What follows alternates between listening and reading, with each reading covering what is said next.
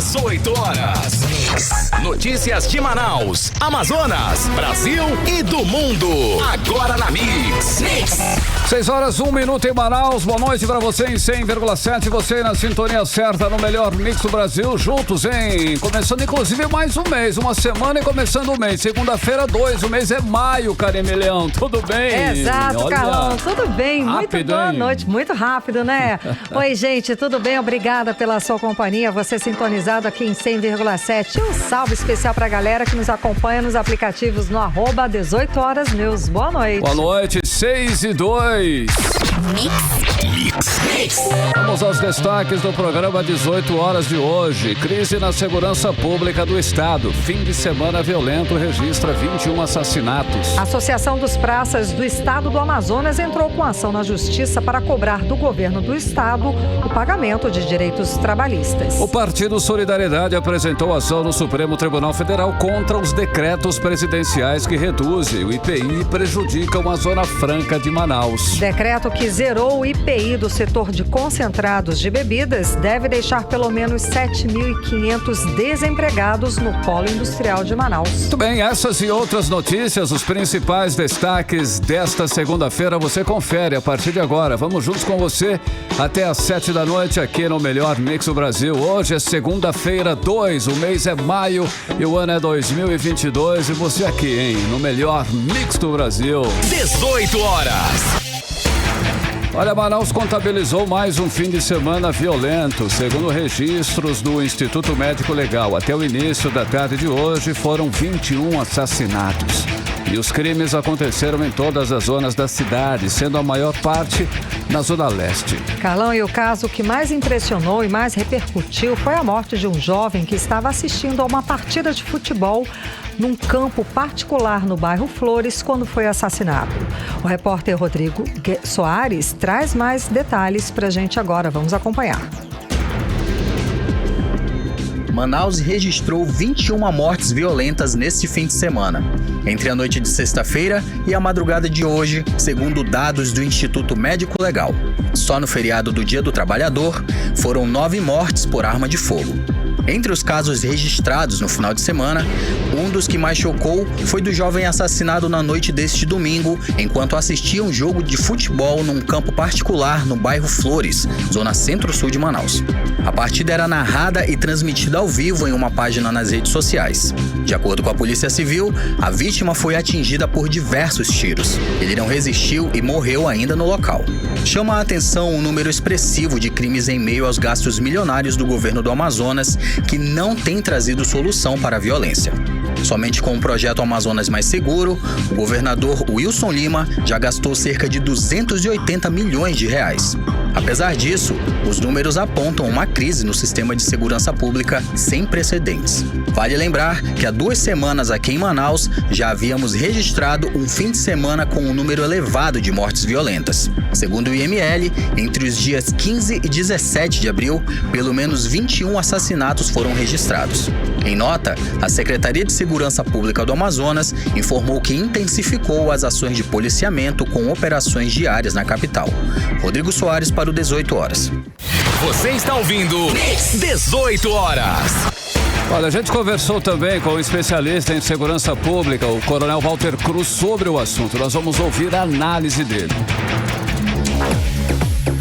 Isso mostra para nós, analistas da segurança pública, que as estratégias que foram traçadas pela Secretaria de Segurança não corresponderam ao que está acontecendo em Manaus.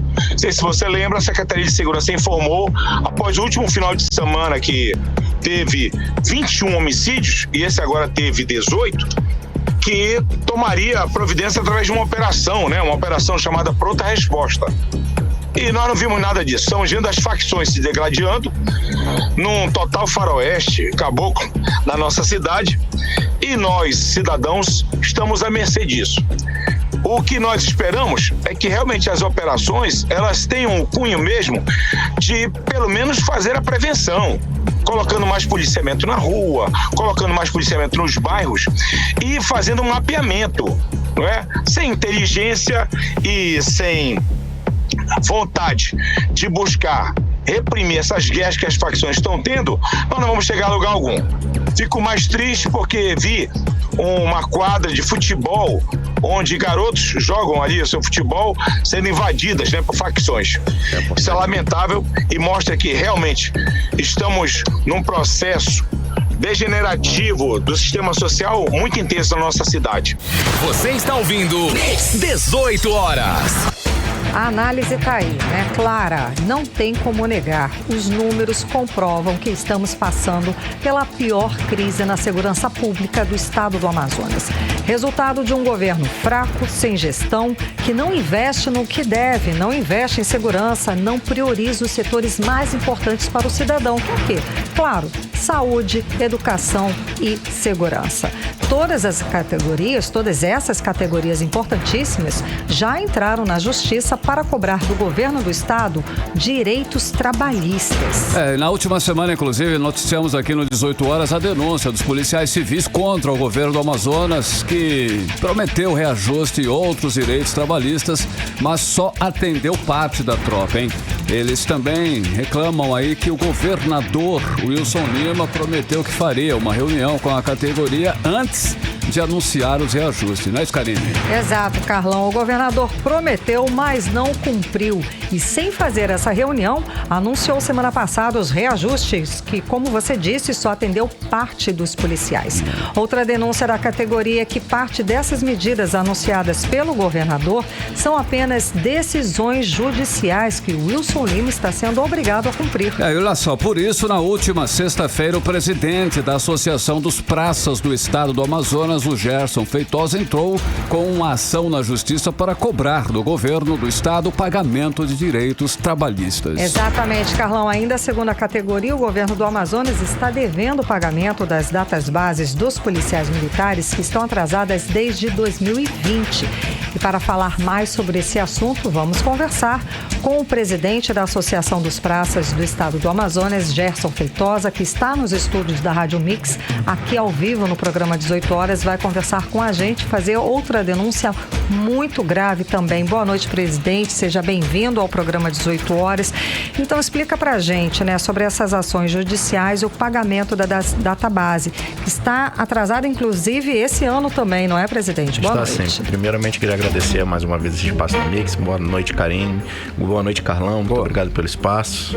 E a nossa audiência da Mix, que é sempre muito grande, pra gente poder estar falando sobre segurança pública. Mas é exatamente isso mesmo, Karine. As databases estão atrasadas desde o ano de 2020. O governo deve 16,46% de database para os praças e oficiais da Polícia Militar do Estado do Amazonas. Até o momento não apresenta nenhuma perspectiva de pagar tal valor. Em ano de inflação de 2 dígitos, né, o policial militar já sente a dificuldade para colocar o combustível, para poder alimentar a família, para pagar as despesas do dia a dia. E lembrando sempre, é bom enfatizar, às vezes em anos de crise as pessoas pensam, poxa, mas em tanta crise, servidor público pedindo aumento salarial, né? É bom enfatizar que nós não estamos pedindo aumento salarial, o que nós estamos pedindo é que o governo reponha a perda inflacionária, o que o salário do servidor público desvalorizou nesses últimos 3 anos. E 16,46% é um valor exorbitante. Então, por não encontrar uma mesa de negociação, por o governador, inclusive, ter excluído a PEAN de todas as negociações, não deixa que eu nem que eu faça parte da CPP, que é algo que eu tenho direito por lei, a gente resolveu buscar o único meio possível, já que não há diálogo, é a justiça, né? Então, desse meio, nós estamos cobrando 16,46% de database dos servidores públicos. Temos aí, no caso da PM, né? Temos outros problemas em relação a essa SEG, que é essa segurança, vocês veem aquele cavalete no meio da rua. Ah, sim. Qual o problema que vocês têm em relação a esse primeiramente, cavalete? Que o governo, né, em negociação com outras entidades, resolveu acabar com a nossa chamada GTE, que era uma gratificação por serviço extra, e criar a famigerada SEG. Com isso, nós tínhamos em média na GTE um efetivo de 2.400 homens que tiravam essa GTE e faziam esse serviço extra para cobrir o policiamento. Para a pessoa, você que está em casa, para entender, por exemplo, tem uma viatura prevista para trabalhar aí hoje na região do Manoa, ou então ali na Grande Circular. Na GTE, Pegava-se esse efetivo e colocava 2 ou 3 a mais, entendeu? Dando mais segurança para a população. A verdade é que a SEG hoje só atende 400 policiais, tem um problema gravíssimo que é um sistema eletrônico que a maioria não consegue se inscrever, e quando consegue, geralmente some rapidinho lá do site e a gente não consegue nem disponibilizar o serviço para o policial poder tirar. Além de estar fazendo falta no bolso, está fazendo falta na rua para a segurança da população, e provavelmente é sobre esse reflexo de 21 homicídios aí que nós estamos vendo. Ou seja, presidente, ao invés de pagar a gratificação, esse aumento, esse valor a mais para o policial, ele resolveu investir nas placas? É essa basicamente a relação isso. A gente vê placa fazendo segurança pública sozinha no meio da rua, né? É até piada, já virou meme em rede social, aquela placa da SEG, um cavalete. Ao invés de pagar o policial, ele pagou a placa. Exatamente. E além disso, colocou o policial em zona de risco. Recentemente, não sei se vocês viram, o policial foi atropelado nessa SEG, ali na Grande Circular. Ele bota um policial em zona vermelha, sem a mínima infraestrutura. Se o policial precisar reagir, ele não tem nem... A gente tem um princípio básico dentro da Polícia Militar, que a segurança é a base de tudo para prestar o serviço policial. Imagina, 2 homens dentro da zona vermelha, como que eles vão poder atuar? Você não tem nem a cobertura de uma viatura. Como foi um atropelado um dia desse no meio da rua. Não tem investimento. Né? Não tem investimento nenhum, e essa SEG é um problema gravíssimo, como eu te falei. Acabou com as vagas da GTS e tirou esse capital que era investido nesse valor e se dividiu parte para pagar a SEG e parte para pagar a tal lei de curso, que a APEAN também entrou com uma ADIM recentemente, com uma ação direta de inconstitucionalidade para tentar reverter o prejuízo. O governador meio que jogou fora todo mundo que está na reserva. Para te entenderes, a ADIM nossa vai no seguinte sentido: você que serviu 30 anos para a Polícia Militar, se você se qualificou e tem uma pós-graduação, mas você está na reserva, você não tem direito a receber. Só tem direito a receber quem está na ativa. Isso tô sendo praça oficial. Outra coisa terrível é o fato do comandante-geral, sendo que ninguém está recebendo ainda a gratificação de curso. O comandante-geral da Polícia Militar, vejam vocês, está recebendo a gratificação de curso, em detrimento da tropa dele não está recebendo. No meu tempo, no tempo do bom militar, o comandante era o espelho da tropa. Ele era o primeiro a botar o pé no campo de batalha e o último a tirá-lo. E a gente hoje vê o exemplo não vem mais de cima. O comandante recebe gratificação de curso, enquanto a tropa não consegue nem sequer ainda concluir o processo de inscrição. Certo? Ok. Presidente, voltando aí ao pagamento da database, né, que está atrasado. Temos um valor aí geral, de um modo geral, um montante que o governo do Amazonas deve para a categoria? Exatamente, são 16,46%. O auxílio fardamento também está nesse processo? Auxílio fardamento não está, e o governador não pagou desde janeiro. Primeiramente mentiu para a categoria no passado, nas últimas reivindicações. Ele disse que queria passar um projeto de lei dentro da Assembleia que criaria um auxílio fardamento permanente.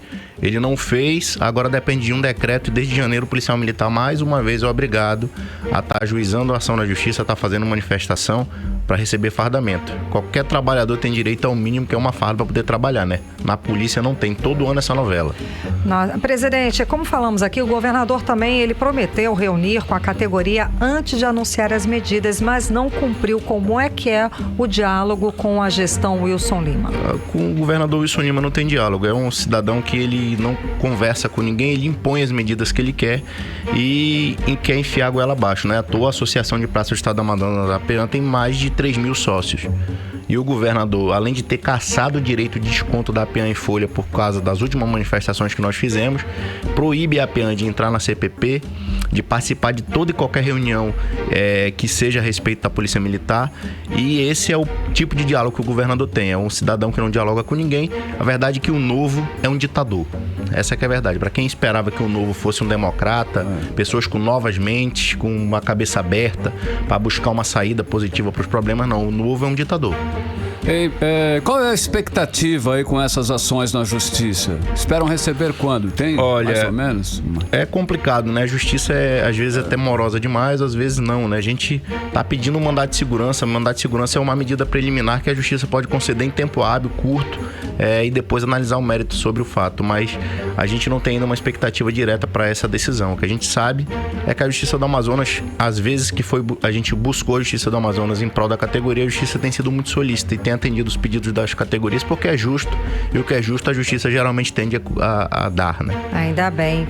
Bom, presidente, vamos agora falar de uma outra denúncia muito grave também, né? O projeto da construção de um presídio militar dentro de um presídio comum, ou melhor, do complexo penitenciário Anísio Jobim. Jobim do Compage. Conta pra gente sobre esse assunto. É exatamente esse um dos motivos que me trouxe até aqui. Além da questão da database e todos os problemas que a Polícia Militar já enfrenta, nem até a promoção agora, para lembrar, dia 21 de abril até agora não foi feita, como o governador chamou a CPP para o dia 2 de maio, sendo que a promoção tinha que ter acontecido dia 21 de abril, só para ficar claro. Mas em relação a esse projeto, é um projeto famigerado, eu acho que sem precedente na história do Amazonas. Em governos, eu já estou na polícia desde 2011, faço parte da APEAN desde 2013, são quase 10 anos à frente da representação, eu nunca vi nada parecido. O governador, no dia 19 de abril de 2022, criou uma comissão para instituir um novo núcleo prisional da Polícia Militar. E vocês, policiais militares, cidadãos que estão ouvindo a Mix nesse momento, pasmem. O governador quer tirar hoje o centro de detenção da Polícia Militar, que fica ali no Monte das Oliveiras, e colocar dentro do complexo penitenciário do Compage. Tem como impedir isso? Olha, eu fico triste por ver, por exemplo, nós temos o Coronel Emerson, que é presidente da Associação dos Oficiais. Eu espero que ele faça valer a posição dele de representante de categoria. Ele está lá representando os oficiais, e lá também ficam presos oficiais quando cometem algum tipo de... Inclusive, para lembrar, o policial militar não é preso só quando comete um crime de fato. O policial militar pode ser preso por faltar um serviço, chegar atrasado, por deixar de ir trabalhar, sendo que o comandante mandou ele descumprir uma ordem. Se é crime militar, ele vai ser preso. Aí vai ser colocado agora, tirado lá do Monte das Oliveiras, que, diga-se de passagem, é um local sem a mínima condição. Em vez de pensar em reformar e melhorar a condição daquele local, já que a gente militar é obrigado a cumprir pena com restrição de liberdade, até por questões mais simples, vão agora criar um presídio militar dentro do complexo penitenciário para colocar o policial militar lá dentro. Aí eu digo, quem é que vai fazer a segurança desse policial? A última rebelião que tiveram lá, mais de 100 presos morreram com degola, enfim, aquelas cenas terríveis que nós vimos aqui na última crise penitenciária que nós tivemos. Essa atitude, de alguma forma, é contra a lei? Deve existir alguma lei que proteja? Eu acho que, se a insistência permanecer, a gente vai buscar o judiciário novamente, porque imaginem colocar quem vai fazer a segurança desses homens. Tem sentido isso. Imagina a primeira rebelião, para onde que os presos rebelados irão? Irão invadir o presídio onde estarão esses militares e tomarão a vida de todos, essa que é a verdade. Aí eu fico pensando como que o governo pensa em tal atitude. Para mim isso parece castigo, perseguição, não sei. Não sei qual tipo de moeda quer se empregar numa situação como essa. Vocês certamente vão procurar a justiça para tentar emperrar essa situação, né? De todas as formas possíveis, além da justiça, Ministério Público do Estado e todos os órgãos que quiserem se fazer par com a APEAN e as demais associações para impedir tal absurdo. Nós já até aproveitamos aqui o espaço da Mix para poder convidá-los. Não é possível que um governo em sã consciência, mais uma vez, vá tirar os policiais militares de onde estão, que já é um local precário, e agora resolver construir um presídio militar dentro do complexo penitenciário para colocar esses homens lá. Imagina as famílias indo ter que visitar o policial, o risco que elas estarão correndo. Presidente, para finalizar, qual é o sentimento da categoria em relação a esta gestão do governo do Amazonas, desta atual gestão? Olha, a gente tem uma palavra muito usada dentro dos quartéis, assim, que é assim, um mitia nosso, é banho. A gente está com a sensação que levou banho mais uma vez do governo, que deu banho no primeiro ano com congelamento, no segundo ano com a história do congelamento, que foi notícia por diversas vezes aqui na Mix, e agora vamos levar banho em 16% de database, não recebemos a promoção, não temos perspectiva de auxílio fardamento, e em ano de eleição o governo quer vender para a população que está tudo lindo. Torcer para que a justiça resolva isso, né? Vamos rezar para que sim, né? A gente acredita muito na justiça, e esse é o caminho que nós podemos escolher no momento, tendo em vista que não há diálogo com a categoria por parte do governo do Estado.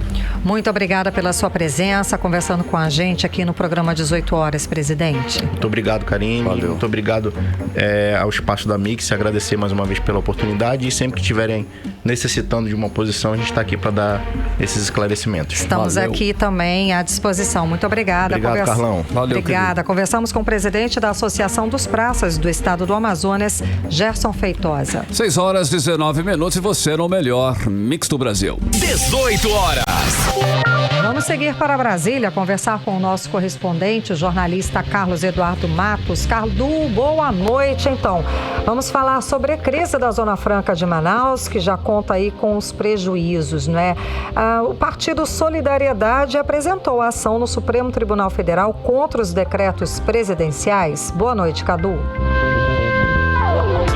Boa noite, Carlão. Boa noite a todos. É uma ação direta de inconstitucionalidade que foi apresentada ao STF ontem, domingo, Dia do Trabalhador, dando toda uma simbologia a esse ato em defesa dos trabalhadores da Zona Franca de Manaus. O recurso foi assinado pelo Partido Solidariedade, que tem uma veia sindical, mas a proposta é de autoria conjunta de parte da bancada do Amazonas no Congresso Nacional. A gente conversou com o deputado federal Bosco Saraiva, que é presidente do Solidariedade no Amazonas. Ele explicou um pouco mais sobre essa ação movida pelo partido dele. Vamos ouvir. O nosso partido Solidariedade, em nível nacional, ingressou com a ação para defender o polo industrial de Manaus, a nossa Zona Franca, junto ao STF no último domingo. Nós trabalhamos durante a semana inteira e pudemos incluir já nesta peça os 2 últimos decretos que feriram fortemente a Zona Franca de Manaus.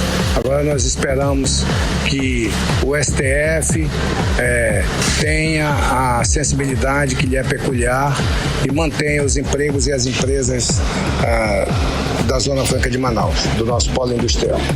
Você está ouvindo 18 horas. Tá aí o posicionamento do deputado federal Bosco Saraiva, presidente estadual do partido Solidariedade. Cadu. Karime, essa ADIM, como é chamada, né, movida pelo Solidariedade, é resultado daquela reunião da bancada do Amazonas na casa do senador Omar Aziz, que a gente falou sobre isso dias atrás, em Manaus, né, na casa do senador em Manaus.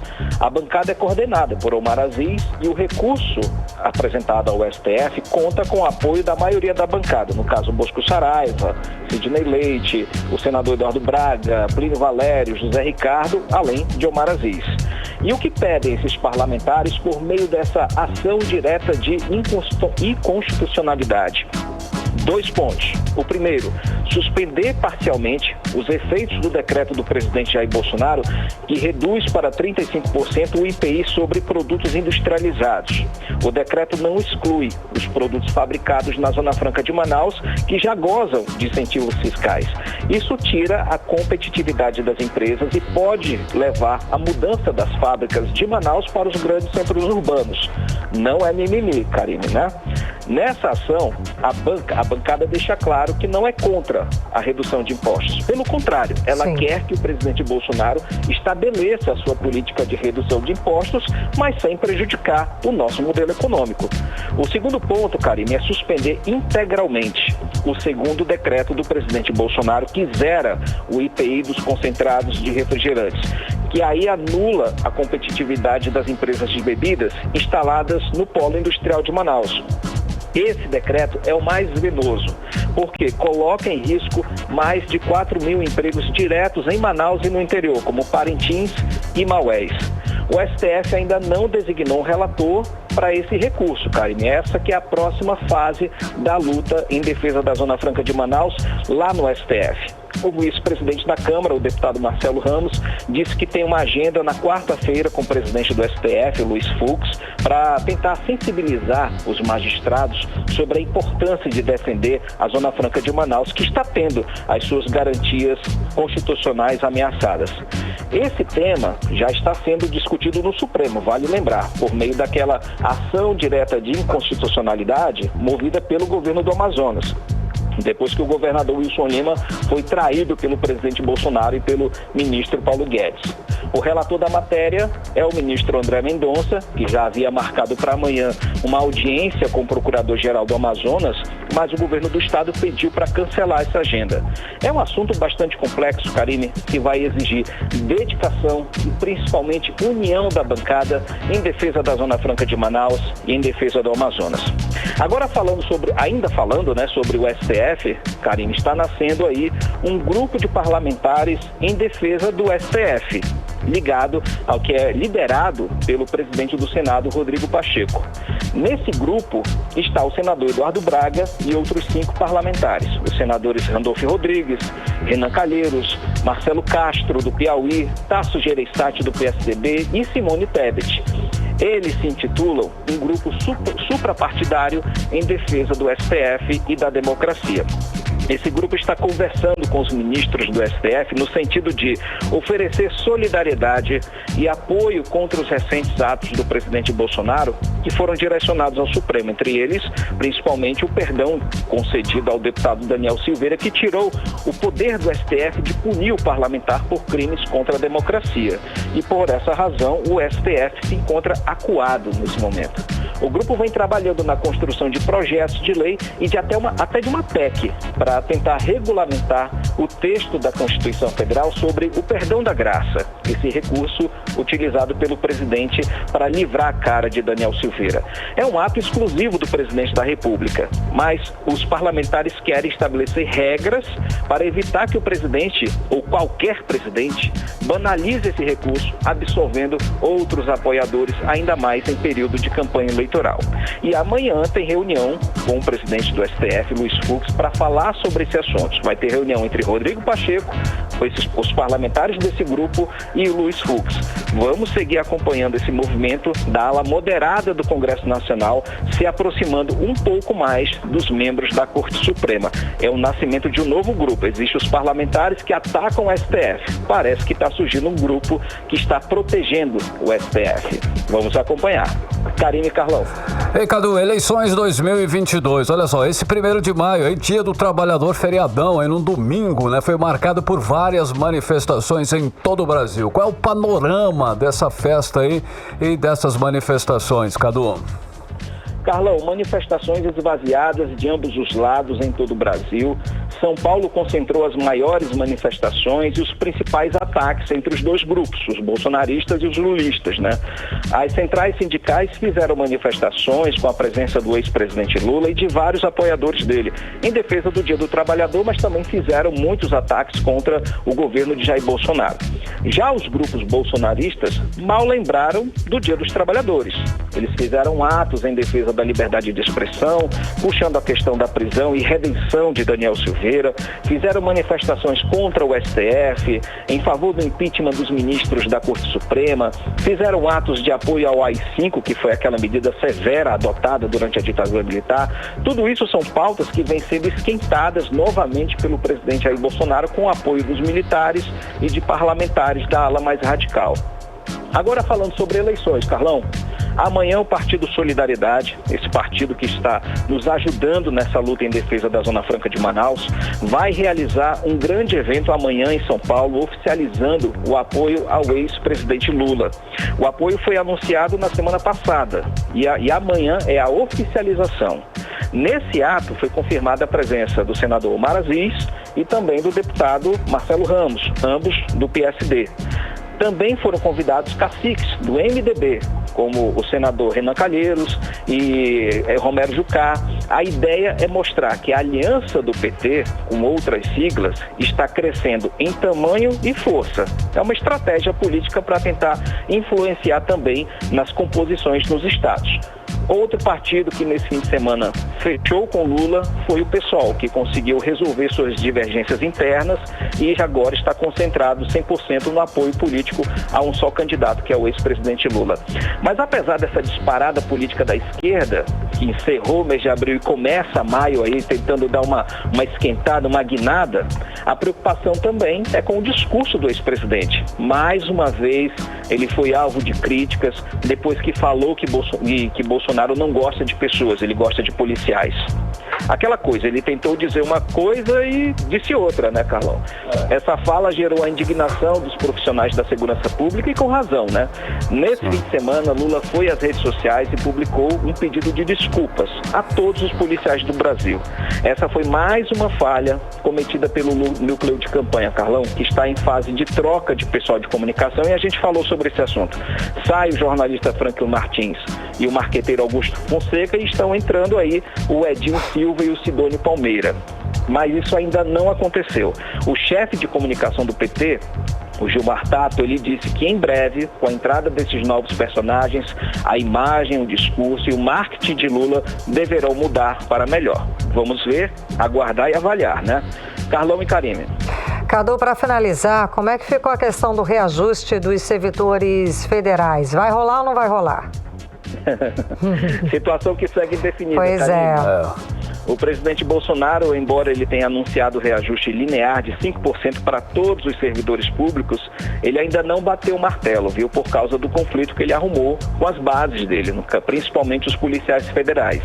O Ministério da Economia disse que o presidente tem até o fim desse mês para tomar uma decisão para que o governo consiga incluir essa despesa de 12 bilhões no orçamento público, dentro do prazo previsto pela Lei de Responsabilidade Fiscal.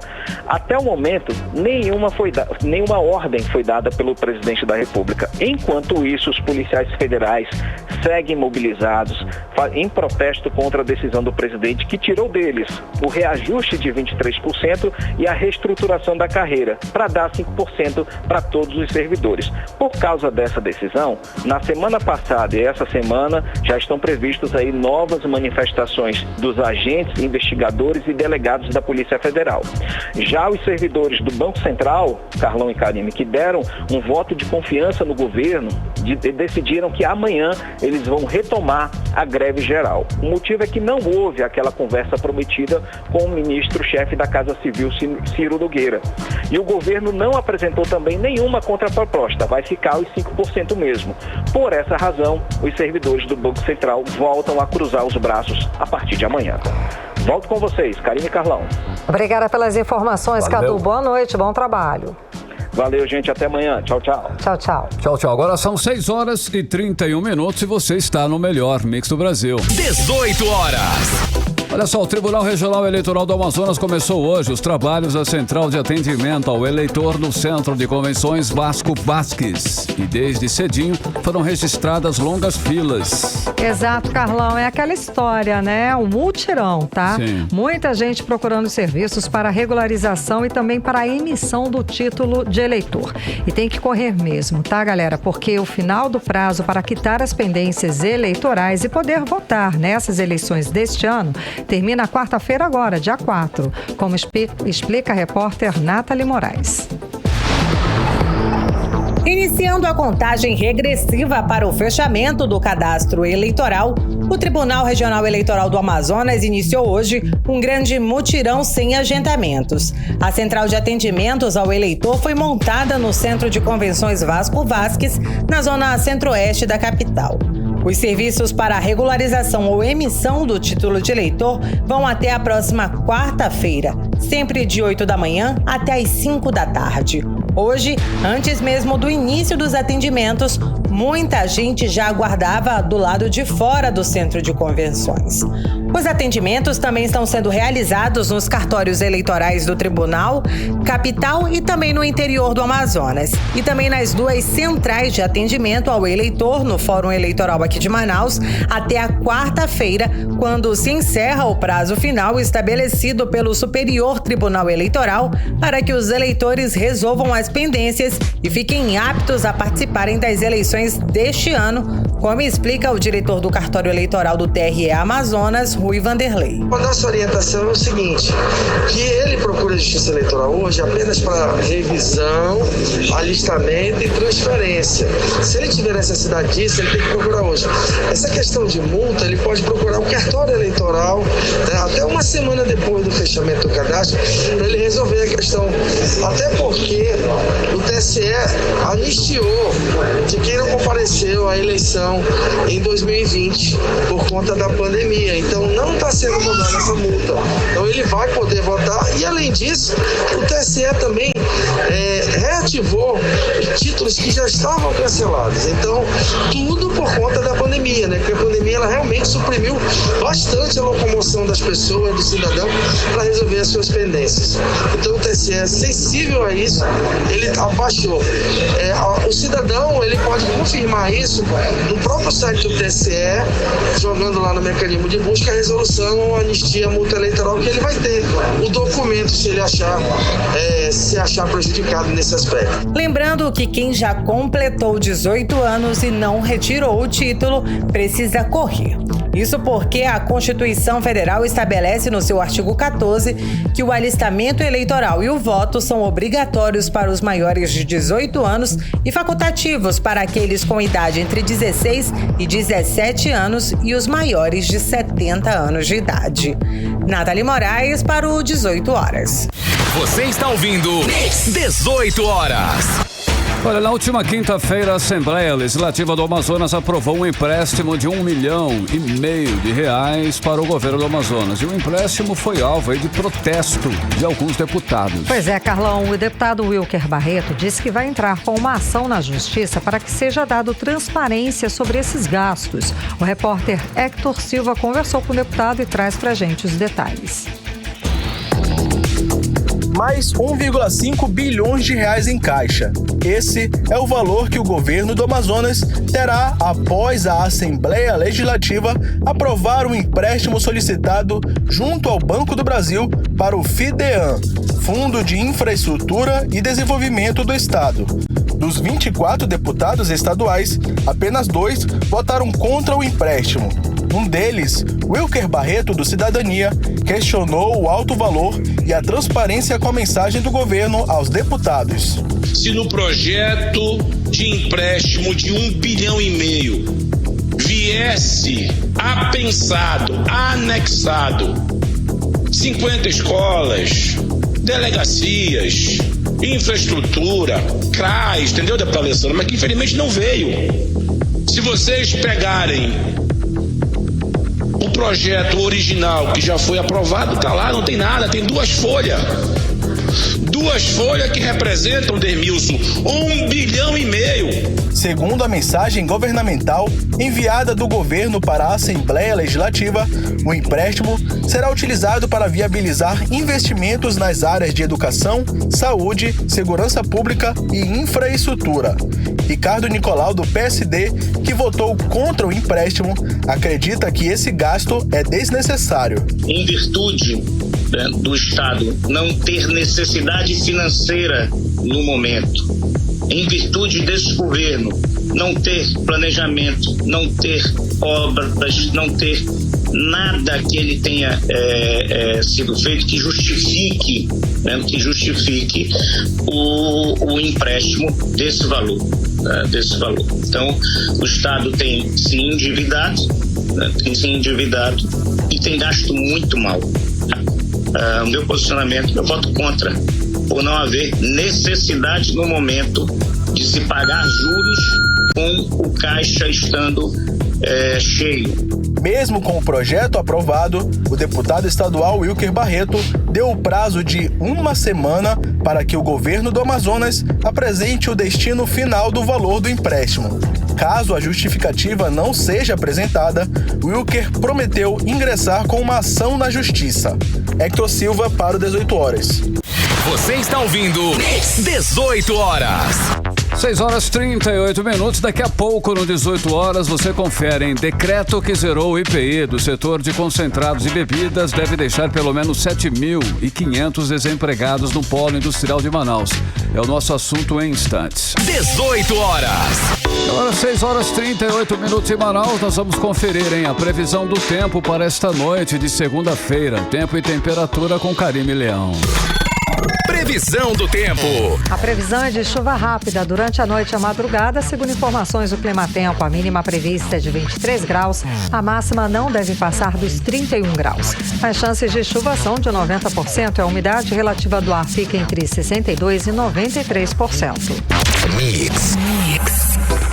Olha, tem alerta, tem um novo alerta, inclusive de cheia, que foi divulgado pelo Serviço Geológico do Brasil e mostra que o Rio Negro deve atingir 29 metros e 80 centímetros ainda este ano, ou seja, 40 centímetros a mais que a previsão inicial, Karine. Pois é, Carlão, e revelam também que a cota máxima deve ser atingida no mês de junho e pode variar entre 29 metros e 3 centímetros e 30 metros e 30 centímetros, como explica a repórter Nathalie Moraes. O novo alerta de cheia do Serviço Geológico do Brasil mostrou que o Rio Negro deve alcançar a marca de 29,80 metros em Manaus neste ano. A previsão é de 40 centímetros a mais do que a análise inicial feita pelo órgão. De acordo com os pesquisadores, hoje o nível do Rio Negro está acima do normal, com 28,69 metros. A cota máxima deve ser atingida no mês de junho e pode variar entre 29,30 metros e 30 30,3 metros. A probabilidade da previsão é de 80% de confiança. As principais áreas já monitoradas abrangem os municípios de Manaus, Itacoatiara e Manacapuru. Neste ano, serão emitidos 3 alertas de cheia. O primeiro já foi feito no último dia 31 de março, o segundo foi feito hoje e o terceiro no próximo dia 31 de maio. Se houver necessidade, o CPRM realizará mais um anúncio no mês de junho. O secretário executivo da Defesa Civil Municipal, o coronel Fernando Junho, afirmou que o alerta aponta aonde poderá chegar o nível do Rio Negro e quantos bairros da capital serão afetados, além da área rural. Este ano, a previsão da Defesa Civil é que pelo menos 4.500 famílias sejam afetadas pela subida das águas. O plano de contingência abraça 19 bairros que poderão ser afetados, cerca de 4.000 a 4.500 famílias poderão ser afetadas, não só na nossa capital, como também na área rural de Manaus. E o trabalho da Defesa Civil, o trabalho de resposta, de preparação continua com as pontes e os cadastros, e agora com a cota de severidade chegando, provavelmente já para a semana, chegando a 29 metros, o trabalho da Prefeitura Municipal, da Defesa Civil, será em resposta ao atendimento às famílias afetadas por esse incêndio que se aproxima aqui do Rio Negro. Lembrando que no ano passado registramos uma cheia recorde, onde o Rio Negro chegou a marcar 30,3 metros. Nathalie Moraes para o 18 horas. Você está ouvindo 18 horas. O Brasil deixa de ser autossuficiente na produção de concentrados de bebidas e passa a importar produtos da Costa Rica por causa de decreto do presidente Bolsonaro que zerou o imposto de produtos industrializados para bebidas, comprometendo todo o polo da Zona Franca de Manaus. Carlão, e o alerta é do Centro das Indústrias do Amazonas, a Associação de Fabricantes de Bebidas Não Alcoólicas, que diz que o decreto do IPI prejudica a Amazônia e o Brasil. Hoje, todo e qualquer concentrado de refrigerante comprado no Brasil teve como origem a Zona Franca de Manaus. Vamos acompanhar os detalhes do assunto agora na reportagem de Odineia Araújo. O alerta do Centro das Indústrias do Amazonas vem após o decreto do presidente Jair Bolsonaro, que zerou o imposto sobre produtos industrializados para empresas de bebidas de todo o país e que atingiu em cheio o polo de concentrados na Zona Franca de Manaus. O alerta do CIAN também reforça a nota da Associação de Fabricantes de Bebidas Não Alcoólicas, ABIR, que diz que o decreto do IPI prejudica a Amazônia e o Brasil. É que todo e qualquer concentrado de refrigerantes comprados no Brasil foi produzido na Zona Franca de Manaus. De acordo com Wilson Périco, presidente do CIEAM, o Centro das Indústrias do Estado do Amazonas, o decreto do presidente Jair Bolsonaro afetou o emprego e a renda de famílias inteiras no interior do Amazonas que trabalham na plantação de açaí, cana e guaraná. É o que nós estamos falando, né? Essa atividade ela é importante, a produção de cana-de-açúcar, do guaraná, do açaí, e que envolvem famílias em outros municípios do interior do estado para abastecer a fabricação local dos concentrados. Isso vai ser afetado. Agora o pior. Mas pior que isso, segundo Wilson Périco, é que com o decreto do presidente do país, o Brasil deixa de ser autossuficiente na produção de concentrados de bebidas para importar o produto da Costa Rica. Quem concorre com a empresa que produz o concentrado aqui é a mesma empresa, só que instalada na Costa Rica. Ou seja, nós vamos passar, ao invés de produzir e gerar empregos aqui na capital e no interior, nós vamos passar a importar concentrados e vamos deixar de gerar empregos aqui, vamos exportar empregos. Odineia Araújo para o 18 horas. Você está ouvindo 18 horas. Esse decreto que zerou o IPI do setor de concentrados e bebidas deve deixar pelo menos 7.500 desempregados do polo industrial de Manaus. Pois é, Carlão, e o prejuízo é para todo o estado do Amazonas, além do Brasil, como a gente acompanhou na reportagem da Odineia Araújo. Bom, além dos empregos nas empresas da Coca-Cola e Ambev aqui em Manaus, na capital, o polo de concentrados de bebidas gera milhares de empregos nas plantações de cana e guaraná na Jaioro, em Presidente Figueiredo, e na agricultura familiar do Guaraná, semana lá em Maués. Olha, a Associação Brasileira das Indústrias do Setor falou sobre o decreto. E a repórter Odineia Araújo volta para contar os detalhes pra gente. A Associação Brasileira das Indústrias de Refrigerantes e Bebidas Não Alcoólicas, ABIR, representa 71 empresas do setor com fábricas de norte a sul do país e detém 90% do mercado de bebidas não alcoólicas, com fábricas em todo o Brasil. Em nota à sociedade divulgada sexta-feira, a ABIR diz que em um momento importante no qual o Brasil precisa resgatar credibilidade e atrair investimentos, a sinalização é de falta de previsibilidade e insegurança jurídica, e foi surpreendida com o decreto que zerou o imposto, a 10ª alteração no IPI para concentrados de bebidas ao longo dos últimos anos. O senador Omar Aziz diz que ao zerar o IPI dos concentrados de bebidas, o presidente Jair Bolsonaro decretou a falência do polo da Zona Franca, comprometendo o emprego de quase 7.500 pessoas. O presidente sabe da importância desse segmento para Manaus, porque gera emprego em Maués, gera emprego em Presidente Figueiredo e gera emprego em muitos outros municípios que produzem açaí. O presidente tem consciência do que está fazendo. A troco de quê? Não dá para entender. Até porque os concentrados não influenciam na inflação.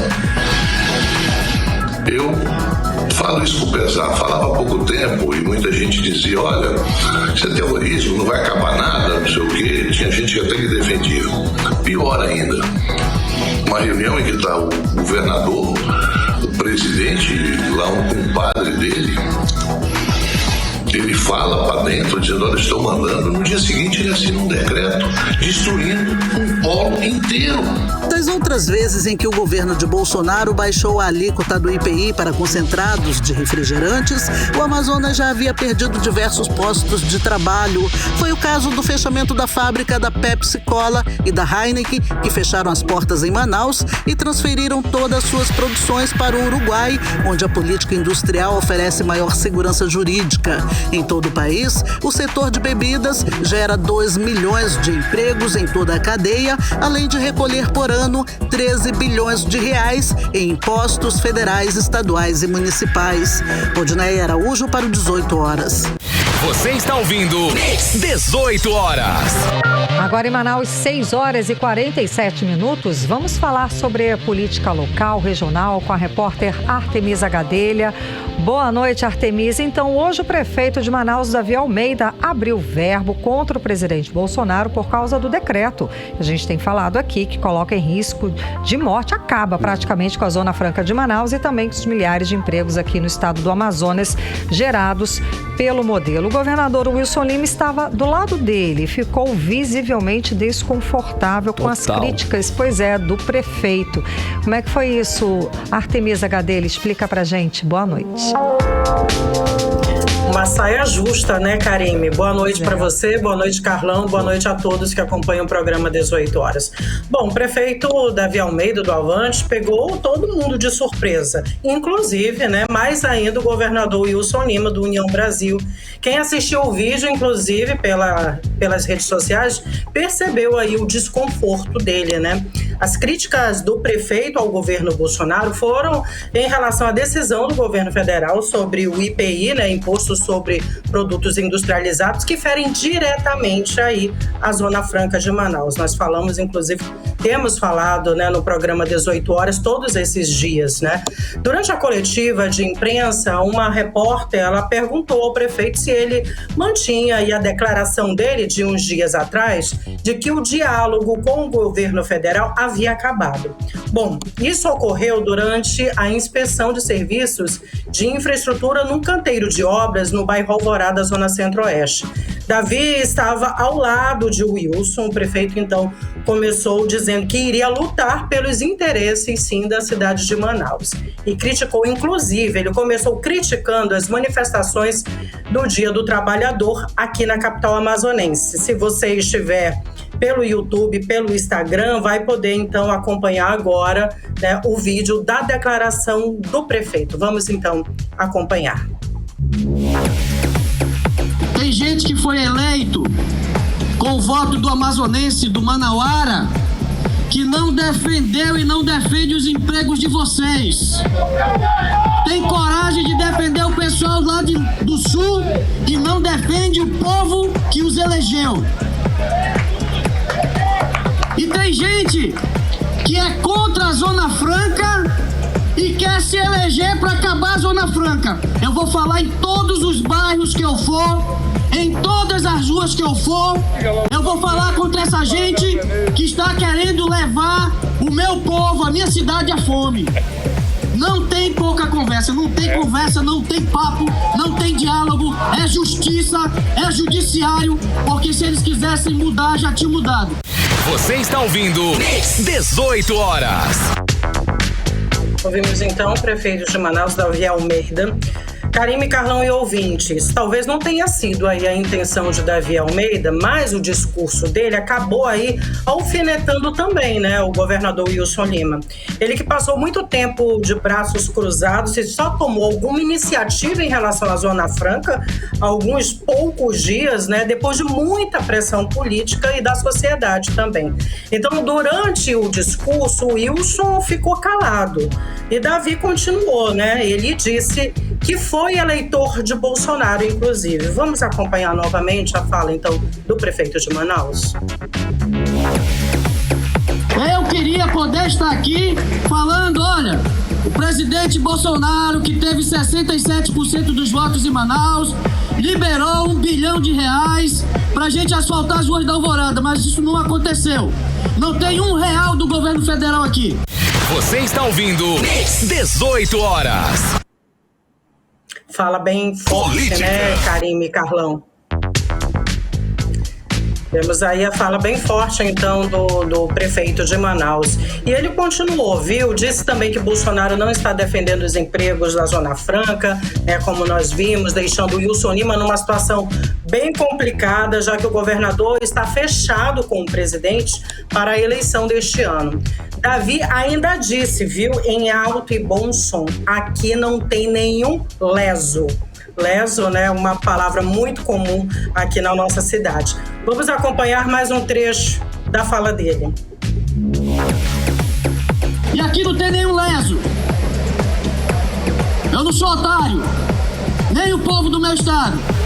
O cara teve 67% dos votos aqui. A gente não tem que ficar aplaudindo ele acabar os nossos empregos. A gente tem que cobrá-lo. Nós temos que cobrá-lo. Você está ouvindo 18 horas.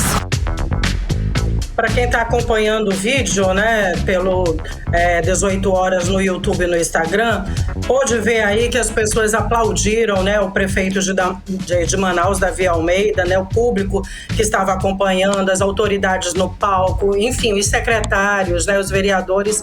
E adivinha quem não aplaudiu, Karime, Carlão e ouvintes? Pois é, Artemisa, o governador estava ao lado do prefeito e ficou mudo, calado. Calado ficou. Calado ficou. Parado. Exatamente. Cara de 12 paus. E Davi Almeida continuou. Falou que Paulo Guedes é o pior ministro da economia da história do país. Vamos acompanhar mais esse trecho. O pior ministro da economia de todos os tempos chama-se Paulo Guedes. Abram os olhos! Abram os olhos! Abram os olhos! Nós temos a maior inflação de todos os tempos. Nós temos o pior índice de desemprego. O ovo é 50 centavos, o pão é 50 centavos, a conserva é 15 reais, a gasolina tá quase 8 reais, o gás tá mais de 110 reais, a energia tá cara. E aí sabe qual é o culpado pra esse imbecil do Paulo Guedes? A Zona Franca, que significa menos de 0,9% do PIB brasileiro. Um imbecil desse, que nunca recebeu um voto, vem prejudicar o povo da minha cidade. A minha posição com relação ao Bolsonaro é essa. Eu votei nele, mas eu cobro ele. Ele tem que respeitar o povo que o elegeu. Essa é a minha posição. Você está ouvindo 18 horas. E ainda Ninguém conseguiu. Ele chamou o ministro de imbecil ainda, não é? Imbecil. Ninguém conseguiu parar o prefeito de Manaus hoje, viu, Karime, Carlão? Chamou, né? O ministro de imbecil, disse que também não tem nenhum leso aqui, né? E se comenta nos bastidores que o Wilson Lima não gostou e nem apoiou as declarações do prefeito. Calado estava, calado permaneceu. Não fez nenhum discurso em defesa da Zona Franca e nem cobrou de Bolsonaro tal posicionamento. Com essa situação de hoje, volta a dúvida novamente, Karime, Carlão e ouvintes. Será que Davi Almeida vai apoiar mesmo Wilson Lima nessas eleições? Pessoas próximas, ao governador comentam nos corredores da sede do governo que o grupo político de Wilson não está tranquilo não, ainda mais com as recentes pesquisas eleitorais que apontam estagnação em alguns números e outros em queda mesmo, viu? Quando há comparação ao crescimento de Amazonino Mendes, do Partido Cidadania, que também é pré-candidato ao governo. Vários erros da gestão de Wilson e da equipe dele têm levado a essa derrocada. Podemos citar aqui, a situação aí da entrega de peixe na Zona Leste, que foi um fiasco, Nós mostramos aqui no programa 18 horas as péssimas condições da estrada da M010, a explosão de violência e de assassinatos no estado, mostrado hoje também, além, como já falamos, dos decretos do governo federal contra a Zona Franca. Tudo isso tem determinado o fim da triste história de Wilson Lima no Amazonas. E, claro, ninguém esqueceu da tragédia na pandemia. É isso mesmo, Karime e Carlão. É isso aí. É isso aí. Muito obrigada, Valeu. Artemisa, pelas suas informações. Boa noite, bom trabalho. Obrigada também. Até amanhã. Tchau, tchau. Tchau, tchau. 6h56. 18 horas. Olha, no último dia 19 de março, mais de 3 mil moradores da Zona Leste de Manaus foram atendidos nas ações do programa Governo na Escola Estadual Manuel Rodrigues, no bairro Armando Mendes. Durante a ação, um dos serviços oferecidos foi a emissão de documentos como RG. Exatamente, Carlão. Só que hoje, a data marcada pela ação do governo do Amazonas para a retirada desses documentos, os servidores do governo simplesmente não apareceram, como explica pra gente a repórter Nathalie Moraes. No último dia 19 de março, mais de 3 mil moradores da Zona Leste de Manaus foram atendidos nas ações do programa Governo Mais Presente, na Escola Estadual Manuel Rodrigues, no bairro Armando Mendes. Um dos serviços oferecidos por meio das Secretarias Estaduais de Segurança Pública e de Justiça, Direitos Humanos e Cidadania foi a emissão de RG, onde foram emitidos 1.000 RGs, sendo 250 primeiras vias e 750 de segunda via. Também foram emitidas carteiras de identificação de pessoa com deficiência, carteiras de pessoa com transtorno espectro de autista, além de outros atendimentos relacionados ao passe legal, passa fácil e passe interestadual. A entrega desses documentos estava marcada para esta segunda-feira, dia 2 de maio, na própria escola onde aconteceu a ação. O problema é que os servidores do governo do Amazonas não estavam no local e milhares de pessoas voltaram para casa sem seus documentos e sem nenhuma resposta, dando uma viagem perdida. Flávia Barbosa foi uma das pessoas que participou da ação e não recebeu seus documentos. No dia 19 de março, o governador Wilson Lima realizou uma ação ali na Escola Estadual Manuel Rodrigues de Souza, no Armando Mendes, e dentro dessa ação haviam vários serviços, como emissão de documentos, entre outros. E a solicitante foi informada, inclusive eu tenho um papel que eles distribuíram no dia, que hoje, dia 2/5 de 2022, seria o dia de entrega desses documentos. Ao chegar ao local, eu cheguei por volta das 9 horas, já haviam várias pessoas, em sua maioria idosos, e assim que eu cheguei, pouco depois foi informado pela coordenadora que ela não estava conseguindo entrar em contato com eles, ela não havia recebido instruções, informações ou qualquer coisa que viesse confirmar que aquele realmente seria o dia. Então, voltamos para casa totalmente nos sentindo desrespeitados, E até agora, realmente, não temos certeza de quando será entregue, o horário.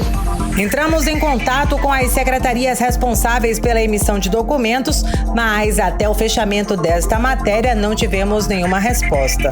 Nathalie Moraes para o 18 horas. Você está ouvindo 18 horas. Agora 6 horas e 59 minutos, seguimos direto para o Editorial 18 horas. Editorial 18 horas. A situação dos ataques à Zona Franca de Manaus vem deixando mais clara a dificuldade política do governador do Amazonas, Wilson Lima. Ele ainda é um dos poucos a não se manifestar de forma definitiva contra as ações do governo federal. Entrou na justiça contra o decreto que reduziu o IPI, mas ainda fala em boa vontade do Palácio do Planalto. Não há mais nenhuma dúvida sobre os efeitos que as medidas trarão para a economia do Estado. E não serão sentidas amanhã, mas certamente nos próximos meses. E o setor de concentrados de refrigerantes será o primeiro. Wilson Lima terá que agir com muito mais energia se não quiser entrar para a história como o governador do Estado que deixou a Zona Franca de Manaus definhar. 18 horas. 7 em ponto, Karime Leão, boa noite. Boa noite, um beijo, até amanhã. Continue bem, continue em 100,7, até amanhã, boa noite. Você ouviu 18 horas. As notícias do Brasil e do mundo, de volta amanhã.